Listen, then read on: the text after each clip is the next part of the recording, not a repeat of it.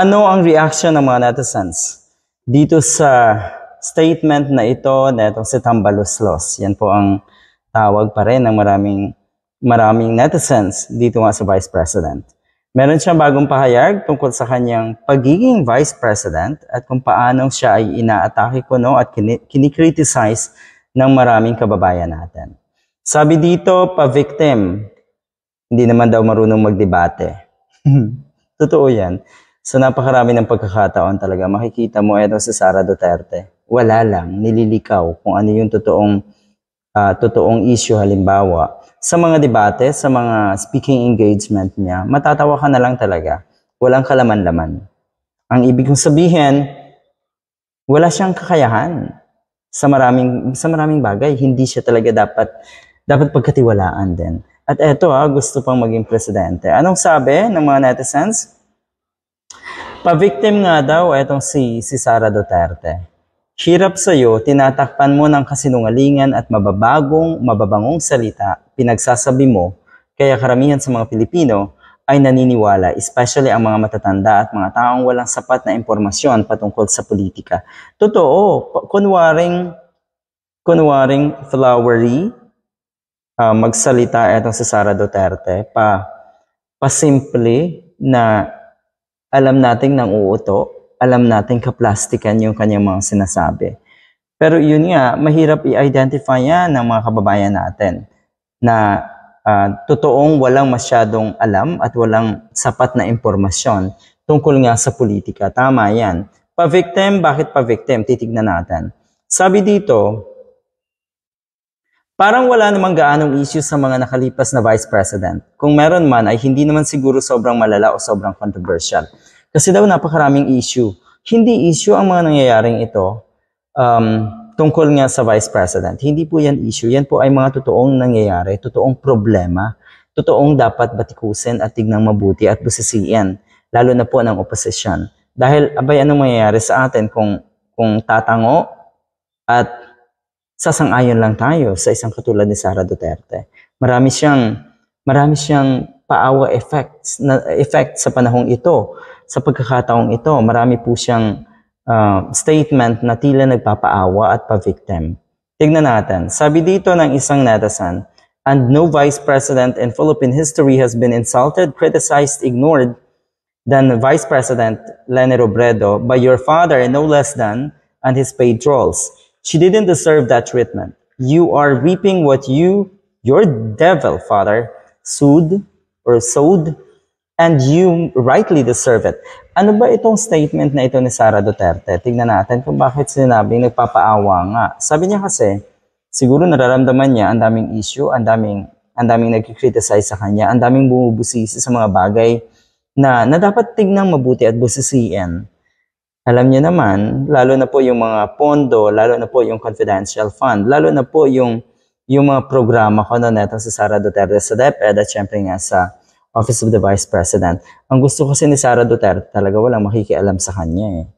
Abay, pwede ka ng pakialaman or pinakikialaman ka ng publiko at ng opposition dahil alam nila na wala ka na sa tamang wisyo, wala na sa katinuan.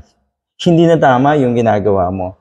So ito ngayon yung kanyang paawa statement na kuno sa kasaysayan ng Pilipinas, naging kagawian na ang pag-atake at pagbato ng sari-saring issue laban sa Vice Presidente. You see, yung kababawan mo, idinamay mo pa yung posisyon, yung office ng Vice President, idinamay mo pa.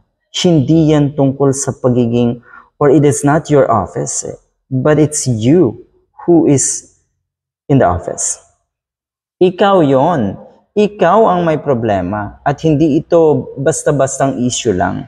Wala naman talagang gawa-gawang issue tungkol sa iyo eh. Lahat ng yan ay nagmumula rin sa kung paano mo ipakita, paano mo gampanan ang posisyon na yan.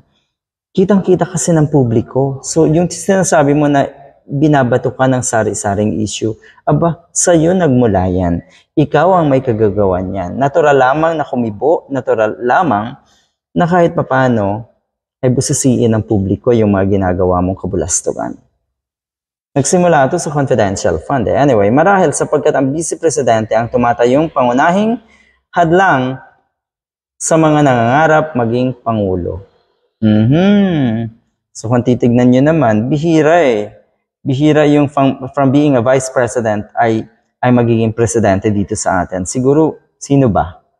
Okay, mukhang wala pa eh. Si Arroyo siguro. Si Gloria Macapagal Arroyo. Yun eh. Hindi ko ikahagulat kung dumami pa ang mga kaso, investigasyon, testigo, paratang, atake, at paninira laban sa akin sa mga susunod na araw, linggo, buwan, at mga taon. Hindi na daw niya ikagugulat kung dumami pa yung mga kaso. Talagang hindi ka magugulat yan. Dahil expected mo yan. Dahil alam mo yan. Dahil alam mo yung mga ginawa mo. So expected yan. Magiging marami or mahaharap ka sa maraming investigasyon at siguradong mahaharap kayong mag-ama sa maraming kaso pa. Bakit? Ulitin natin kung bakit hindi ka magugulat dahil alam mo yan sa sarili mo na meron kayong ginawa na dapat harapin nyo at pagdusahan. Babalik at babalik sa inyo po yung mga ginawa nyong kasalanan sa ating mga kababayan. Huwag kayong masyadong magmalinis, huwag kayong masyadong magpaawa, hindi kasi bagay. Sa mga kababayan naman natin na napakadaling mauto at mapaniwala ng mga ganitong statement ng mga katulad nga ni Sara Duterte, naku po, kawawa rin kayo.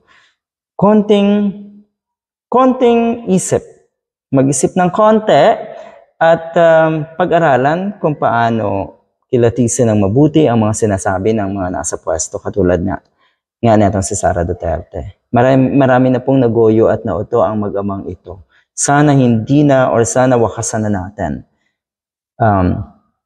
Huwag na rin pong magmaang-maangan sana ang mga kababayan natin na hindi na kayang mawala or bawiin yung kuno ay pagiging best president nga ni Duterte, ni Digong, at syempre, yung idea na ang posibleng ang sumunod daw ay si Sara Duterte. Nako, kaya niyo pa yung bawiin. Mag-isip lang kayo ng mabuti at tignang mabuti kung ano yung ginagawa na itong dalawang ito.